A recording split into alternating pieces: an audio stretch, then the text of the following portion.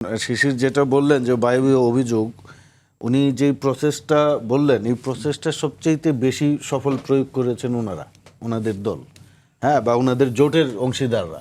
ধরেন ওনারা যেটা করবে, প্রথমে সোশ্যাল মিডিয়ায় আপনার বিরুদ্ধে একটা গুজব ছড়াবে, গুজব ছড়িয়ে সেটাকে ভাইরাল করে দিবে, তো আবার আপনাকেই বলবে আপনি গুজব প্রচার করছেন। আমি একটা প্র্যাকটিক্যাল উদাহরণ দিই। আমি জাকসু নির্বাচনে গিয়েছিলাম, উনি আর আমি একই বিশ্ববিদ্যালয়ের।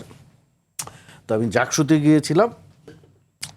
যাওয়ার পরে আমরা নির্বাচন কমিশনে একটা চিঠি দেই ফরমালি, যে আমি একজন সাবেক সাংবাদিক ছিলাম, জাহাঙ্গীরনগর বিশ্ববিদ্যালয়ের সাংবাদিক সমিতির সেক্রেটারি ছিলাম আমি।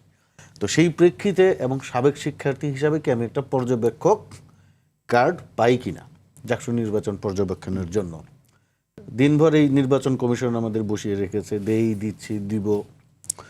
তারপরে রাত 11টার দিকে আমাদেরকে বলা হলো তোমরা একটা লিস্ট দাও, তোমরা কারা কারা এখানে চাও পর্যবেক্ষক হিসেবে, তাদের একটা তালিকা দাও। আমরা মনে হয় 110 কি 20 জনের একটা তালিকা নিয়ে যাই। তো আমি যখন নির্বাচন কমিশনে গেলাম রাত 11টা 11:30টার দিকে, দেখি বাইরে শত শত মানুষ ভিডিও করছে আমার। তো আমি চিন্তা করলাম করতেই পারে, এটা তো ফ্রিডম অফ এক্সপ্রেশন। ওই ভবন থেকে নিচে নামতে নামতে দেখলাম আমার ভিডিও ছয়লাভ। মধ্যরাতে আমি নির্বাচন কমিশনে গিয়েছিলাম ইলেকশন ইঞ্জিনিয়ারিং করতে।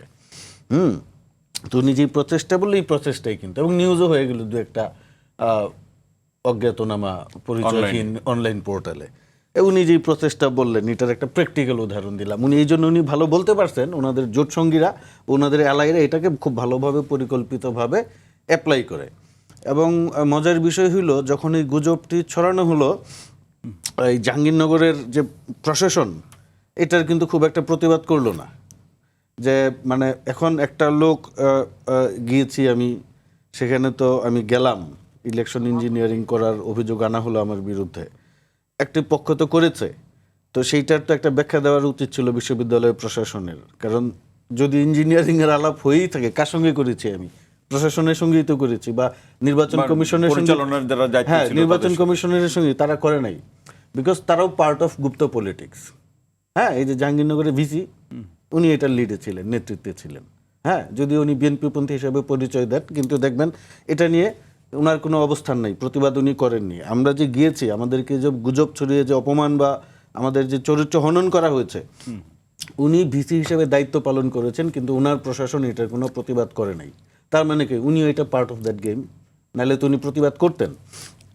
তাইলে যে এইভাবে যখন আপনার এই প্রচারণাটা হয়, আপনি যেটা বললেন যে পক্ষে আসলেই আপনি বায়বীয়, পক্ষে না আসলেই বায়বীয়।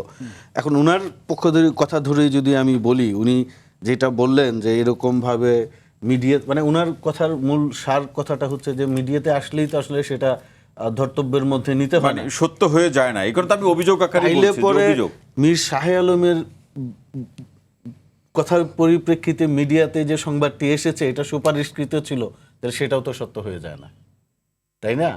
আপনি যদি বলেন তাহলেও তো আপনি শাহে আলম তো এখানে তো পান, একটা স্কোপ পান ওনার বক্তব্য সঠিক বলে ধরে নেওয়ার জন্য। এখন ওই যে আপনার পক্ষে আসলেই সেটা সঠিক, পক্ষে না আসলেই বায়বীয়, এটা কি আমি বলেছিলাম আওয়ামী কুঅভ্যাস। এটাকে আওয়ামী কুঅভ্যাস, হ্যাঁ, এটাই বলেছি। কারণ এই 91 সাল থেকে আমরা যারা আওয়ামী লীগের রাজনীতি দেখেছি, এই আওয়ামী লীগের রাজনীতি ছিল সবসময় বিচার মানে কিন্তু তালগাছ আমার। এই প্রশ্নে সম্ভবত শিশির কিছু যুক্ত করতে চাচ্ছেন। হ্যাঁ, যুক্ত করবেন উনি, সমস্যা নাই। আর আরেকটা কথা উনি দিচ্ছি, এক মিনিট, উনি যেটা বললেন যে শাহে আলম সম্পর্কে আমি বলেছি যে ওনারা সমালোচনা করেন নাই, ওনাদের দলেরই একজন সংসদ সদস্য উত্থাপন করেছেন। একটু কথাবার্তা মনোযোগ দিয়ে শুনবেন। আমি বলছি আপনাদের অ্যাক্টিভিস্টরা পলিটিক্যাল লিডার্স না।